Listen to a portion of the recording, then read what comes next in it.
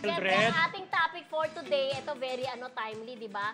So, ito na. Tama ba na ipaglaban ng ABS-CBN ang 12-day suspension ng MTRCB sa It's Showtime?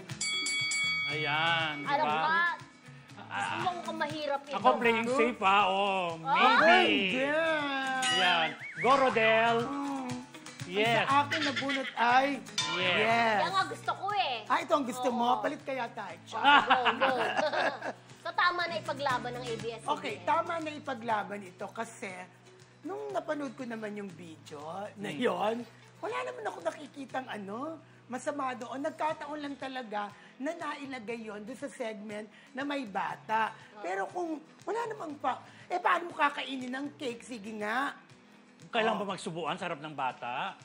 Nagsubuan ba sila, Char? Yung ganon, di ba? Hindi, dapat nga ba ipaglaban ng It's Showtime? Dapat ipaglaban Ng nila ABS. dahil hindi naman ganun kalali. May mga iba pang nangyayari sa TV na minsan hindi naiiwasan ng MTRCB na mas malala pa doon sa ginawa ni na Vice at saka ni Ayon. Ganun. Ikaw, Mildred. Dapat ako dun sa yes pero for the sake of argument, di ba lagi natin pinaninindigan ko ano yung napupunta sa atin. Ako naman, syempre, may proseso rin talagang ginagawa ang MTRCB na ay naka-on, naka-off na. Okay na. May mga proseso talagang ginagawa ang MTRCB. Kailangan magkaroon ng complaint di ba? Kailangan talagang tumanggap sila ng mga complaint galing sa mga netizen bago naman nila pagdesisyonan yan. Dadaan yan sa board. Tama. Diba? May proseso yan, ilang meetings yan, dadaan sa board, pag mimitingan nila, magsusuri-suri sila yan talaga. At bago sila gumawa ng final na decision, at talagang pinag-usapan nilang mainam yan para Tama. sa akin. So, yung 12-day suspension na pinapataw nila para sa akin is okay lang naman 12 days naman na yun. Kasi lahat naman din talaga. Pero ang 12 days, ang dami na mawawala talaga dyan. Pati yung mga sponsors, at saka inaasahan ng mga tao. Lalo na yung binabayaran daily.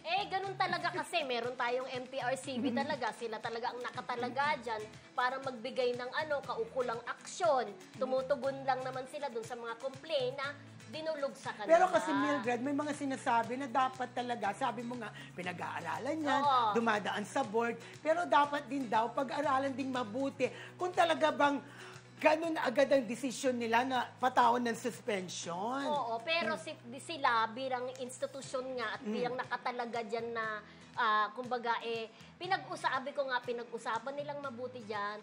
Siyempre, alam naman nila yung mawawala din sa It's Showtime, di ba?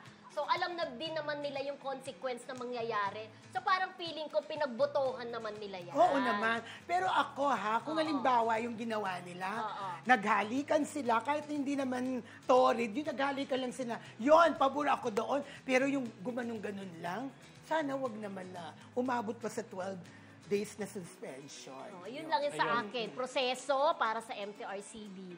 Alam nyo, pareho kayong may punto, di ba? May point. Para sa akin talaga ganito yon.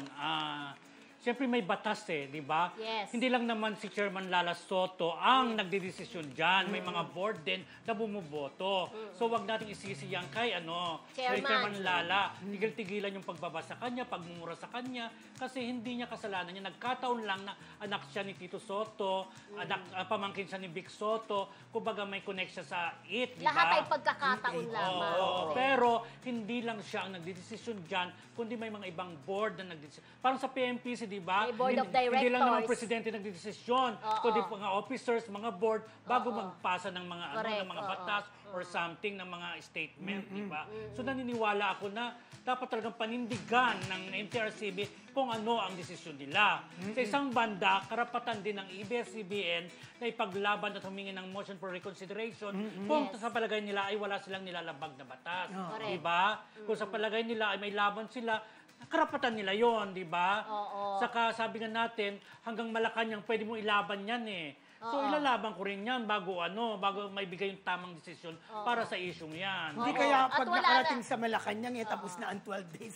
Hindi, ang dating kasi niyang friendship, saka pala mag-effective yung 12 days kung pag ng desisyon ng Malacanang, parang gano'n. Kung ilalaban nila hanggang Malacanang yan. Pero ito, wala na tayo dun sa debate. Nakikita ko rin, nababasa ko rin mga comment ng mga netizens na sana, wag naman yung buong show ang isuspend, yung involved na lang. Kasi, di ba, like si Ayon at saka si Vice, nababasa ko mga comments yun na kasi kawawa din naman, sabi ni Rodel, kawawa rin naman yung mga nagtatrabaho. Mga umaasa. Pero, yung kaliwaan ba na sweldo, yung di ba? daily. Friendship, pero may ginagawa naman ganyan Showtime nung araw pag nasuspend sila, pinapalitan lang nila ng title. Pero magpasikat. Parang diba? ganon. Yung magpasikat. That was 2010. Parang ganon. So, pwede naman lang gawin yung kung talagang tuloy talaga yung desisyon na suspension sa kanila. Yes. At pwede naman nila ipagpatuloy yun online nila, di ba? Sa TV muna mawawala. Parang ganon.